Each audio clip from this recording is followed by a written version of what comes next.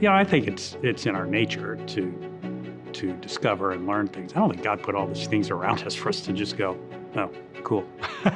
We've been given all these things, and throughout the history of humanity, we are we were given the gifts of intellect and free will.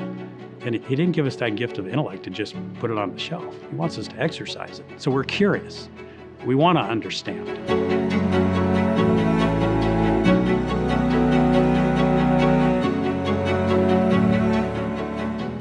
Well, as a boy, growing up in LA, not far from the beach, and really, this little town or community I grew up in, Los Angeles, right by the airport, was really more like Mayberry RFD than it was a big city. It was really a small community. And in the summertime, it was not untypical to get up in the morning and dial up all my friends and say, what are we doing today? And the choices we're either going to get together and play baseball, or we're going to play football, or can your mother drive to the beach? We always wanted someone to say, yeah, my mom will drive us to the beach, because that's where we really want to go. And one day I did that and called up my friend Bill Toomey. And Bill was one of 7 boys, a good Irish Catholic family, and Bill was a year behind me in school, but we were peers in sports.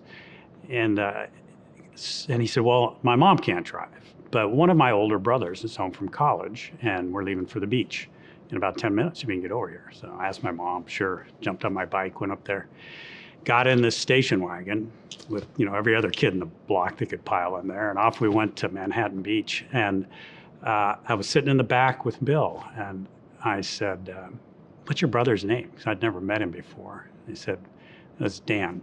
And I yelled up from the back, hey, Dan, where do you go to college? And he said, I go to the Air Force Academy. And I said, what's that? I'd never heard of the place.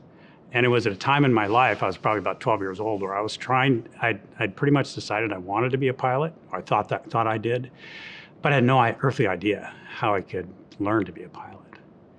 And so I said, well, what's that? And he said, it's a school in Colorado. You go there for 4 years, you get an education, and then they teach you how to fly jets. I said, well, do you have to stay in the Air Force? He says, yeah, you have to serve 5 years. And I said, okay, well, could you be an airline pilot after that, which was my dream? And he said, yes, a lot of guys do that. And that day, sitting in the back seat of the Toomey Mobile, a station wagon, on the way to Manhattan Beach, having a conversation with someone who was driving, I was looking at the back of his head, I learned about a school where if I could go there, I could become a pilot. And if I had missed that ride to the beach, I don't think I ever would have heard of the Air Force Academy, because I hadn't before. And it was during the Vietnam War, and those kinds of places weren't being promoted as places you ought to go to school. So that was a life-changing experience for me, that ride to the beach. So when you look at setting goals, I think it's really important to have goals at all ages of your life. And but if you measure me and my successes, did I achieve the very first goal that I set and actually hung on to for many years? I'm an abysmal failure. I never became the airline pilot that I dreamed and knew I wanted to be at various stages of my life, not just as a 12-year-old. But that still, I had that goal, and that goal motivated me to persevere in really tough times for me personally at the Air Force Academy. I was not going to quit because I was going to be an airline pilot. And along the way, so it's important to have a goal. But it's also, I think, important to not be afraid to change your goals as you go through life, and not be so wedded to it that you just put blinders on and don't scan the other possibilities that are offered to you quite often without you even asking for. And then as you adjust fire on those goals, adjust focus, it's as important to work as diligently toward achieving those as it was the last goal you had in mind. Oh, for sure. Yeah, on my first flight, and every flight, you can't help but be struck by the beauty of the planet.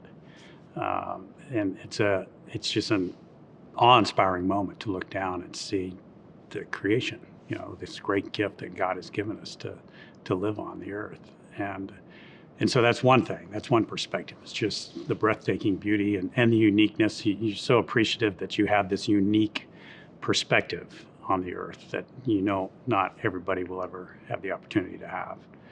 And that's humbling, frankly. The other thing is, I'll tell a quick story. Everyone wants to take a picture of their hometown from space. So I grew up in Los Angeles, and you can predict when you're going to fly over a certain spot. It was like flight day 3 or something, and I knew we were going to have a good pass right over the top of Los Angeles. And I'd set my alarm that morning, and so the alarm goes off. I go up to the windows, get the cameras all set up. We were coming up over the South Pacific on a northeast course, and miracle of miracles, it was a clear day in Los Angeles. No smog. It was just gorgeous. It was springtime. And, so I started taking pictures of LA. And then I put the camera down and just looked. And I did something that, it wasn't an original thought, but it was something we trained to do as fighter pilots. If you wanted to look into the sun to see if someone was sneaking up on you, one way to see closer to the sun, to the disk, was to put your hand out at arm's length, make a fist, and put it over the sun, or put your thumb over it and close one eye, and then you can see really close to the disk without burning your retina. I closed one eye, stuck my hand out, put my thumb over 8 million people. They all disappeared under my thumb, looking out the window at Los Angeles. And I thought, so it made me start thinking about, Christ's teachings about, God cares about you. If he cares, the sparrows, if he takes care of the sparrows, think how much more he takes care of you and looks after you. And there's 6 million people down there that I'm covering up with my thumb, and God's keeping track of everybody on the planet and everybody that ever was on the planet and everybody that ever will be, and loves them and cares for them. And I thought that was a humbling moment for me. And it also made me reflect that everybody under my thumb there, all 6 million people, every one of them has a problem today.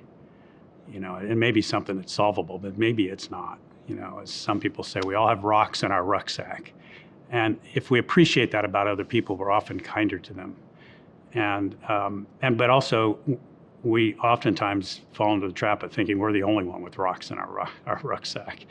And I made a conscious thought at the time when I come home to Earth.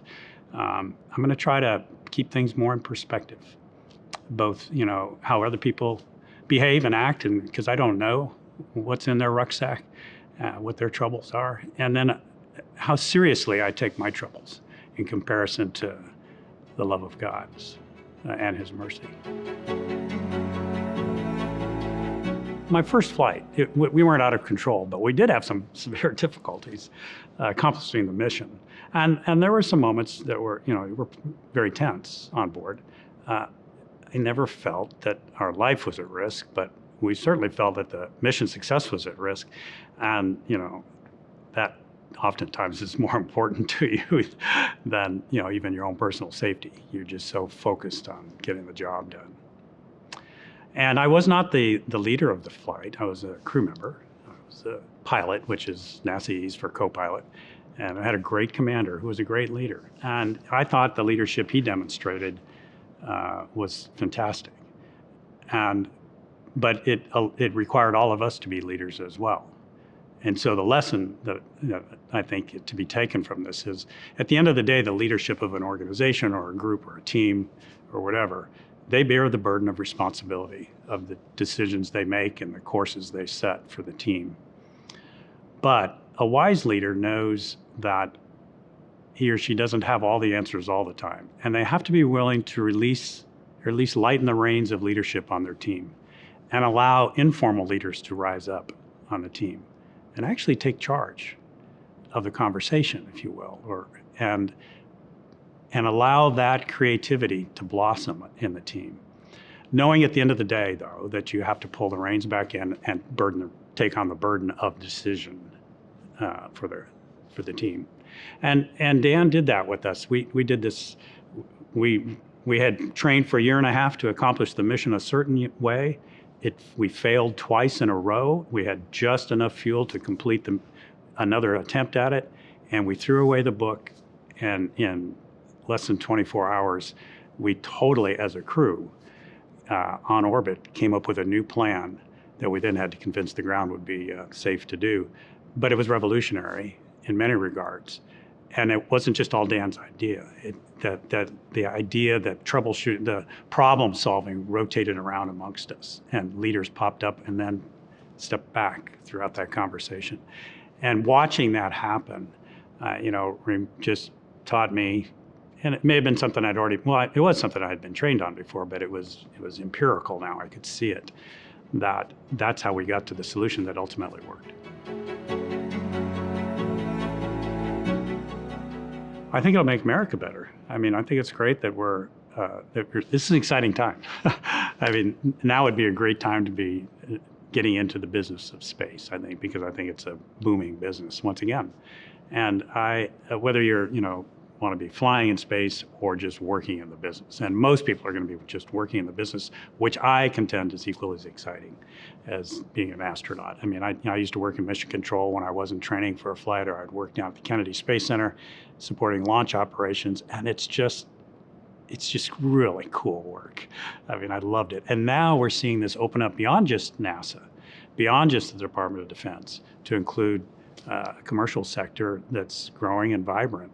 And I just think there's so many more opportunities to participate in the space business, whether it's civil, commercial, or military, than there were when I was in the Air Force. And I think it's a great time to dive into that. So I'm excited. Well, I think it's in our nature to discover and learn things. I don't think God put all these things around us for us to just go, oh, cool.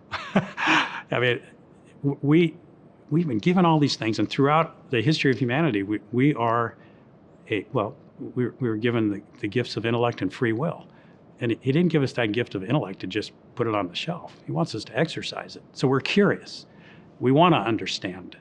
We want to understand everything. And it's natural, I think, for us to want to explore the unknown. And so Mars is an unknown, and the moon is an unknown. We think we know the moon because we went there 6 times or landed there. So we don't begin to know the moon. There's the curiosity, the intellectual drive that is important, I think, and worthy of doing. And I think, people talk about spin-offs, and they some poo-poo them, some emphasize them. I think what drives progress are problems that start out as seeming to be unsolvable problems. And so you work them, and you work them really hard. And what happens typically is a new technology arrives, or a new material, or whatever, or a new technique, and you accomplish the problem. And then in that process, things are discovered that become more important to humanity than just to that problem.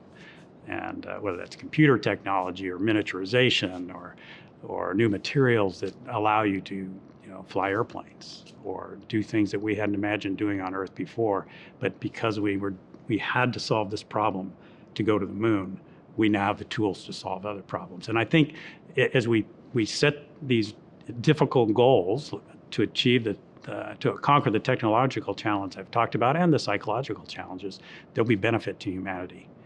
And I think it's worth the investment on those levels. The other one, I'll never forget a lecture that John Young gave our class when we were brand new astronauts, our first year in training. And John is probably the most unsung astronaut of note that I know. He was an amazing man. He's passed on now. But John flew 6 times in space. He flew 4 different spaceships. First flight of Gemini, flew to the moon on Apollo 10, orbited the moon. So he flew a command capsule. On Apollo 16, he landed on the moon and walked on the moon, so he flew the LEM. And then he flew the very first space shuttle flight, as the very first test flight, which we had never done before in the history of NASA, launch a spaceship into space with humans on it without first launching it unmanned to see if it would work. I mean, this guy was an amazing astronaut and engineer and patriot. And he was talking to us about the first time he went to the moon. And he did the thumb trick too.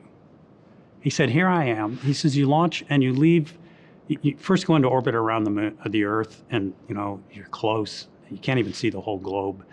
And then you burn the engine and you start your journey to the moon. And after the first day, you look back and you can see the entire Earth, and it looks spherical. I mean, it looks like a ball. And it's an amazing view. He says, and then the next day, when you look back, it looks like a disc. It's not three-dimensional anymore. It looks like a poker chip. It's flat. And then you get to the moon, and you're in orbit around the moon. And now when he stretched his arm out and put his thumb out, he didn't cover up 6 million people in Los Angeles. He covered up the entire planet Earth under his thumb. And he said, that's everything I know.